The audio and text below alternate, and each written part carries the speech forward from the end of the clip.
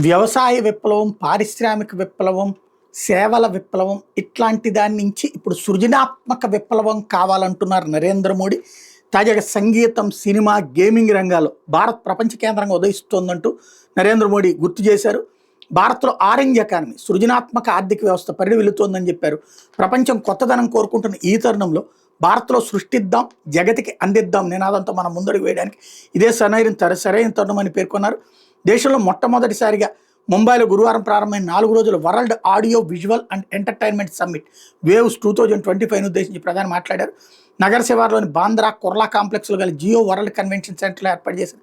ఈ సదస్సులో ప్రధాని ప్రసంగిస్తూ ప్రపంచవ్యాప్తంగా ఉన్న సృజనశీలురు, స్టార్టప్స్, పరిశ్రమల అధినేతలు, విధాన రూపకర్తలను వేవ్స్ ఒక వేదిక మీదకి తెచ్చిందన్నారు.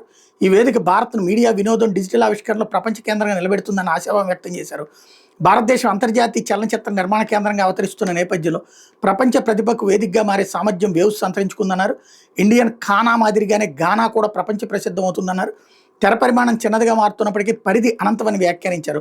విభజనవాదం, హానికారకమైన భావజాలాల నుండి యువతను రక్షించాల్సిన అవసరం ఉందని, మన సాంస్కృతిక సమగ్రతను నిలబెడుతూ సానుకూల విలువలను పెంపొందించడానికి వేవ్స్ ఒక ముఖ్యమైన వేదికగా ఉపయోగపడగలదన్నారు.